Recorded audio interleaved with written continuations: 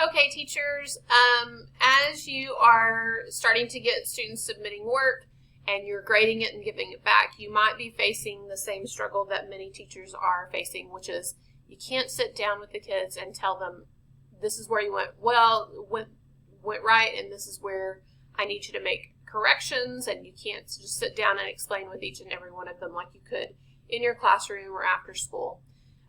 Barring a lot of phone calls. So in case you haven't been, I'm going to show you how you can leave some specific feedback for each kid through the speed grader. So this is a discussion question that I gave my kids this morning about tell me something good that happened last week. This student says, the one good thing that happened to me last week was that my family came from out of town and I went swimming at the Texas Gaylord Resort. Well, first of all, this is a great example of a compound sentence. So I'm going to not only just give him a complete grade, I'm going to tell him that is a wonderful experience and you used a compound sentence correctly. Because please remember, feedback isn't just criticism. It's not just things that they need to fix. It should also be positive feedback too, so they continue to do the things you want them to do. And using compound sentences correctly is a big one for me. So I can submit that, and this student is going to get that in their grade book. I also have a video for students on how to find their feedback.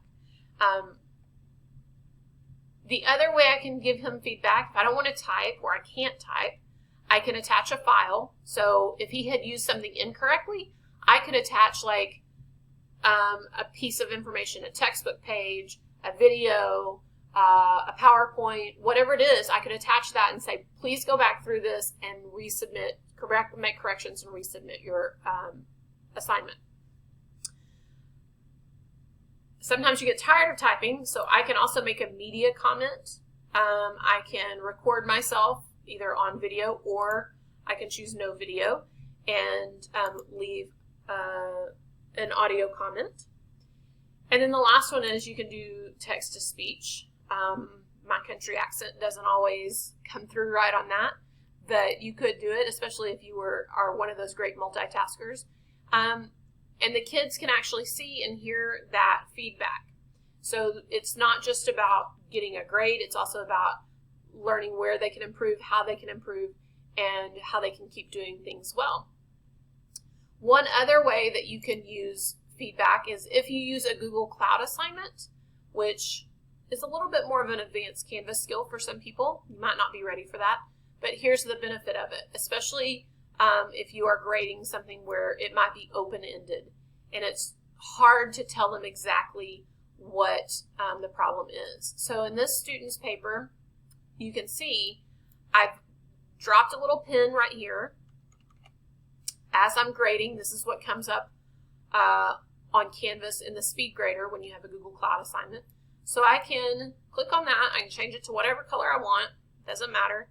But then I can leave a little pin right where I want it, and I can leave a comment. Okay? Like I might move that down and say, don't forget to capitalize first names. Okay? And then I hit there. And when the student pulls up their assignment, they'll see these comments. The other thing you can do on here is you can highlight. So if a kid missed this word who, then I can leave a little comment there, or I can get rid of it if I don't want to. So then kids can see that, yeah, she got a 90, but if she really wanted a 100, she could go and fix that and resubmit it. Okay? So please, please, please give your kids feedback. It is really important to them. And if they use it appropriately, they should be learning and making better grades all the time.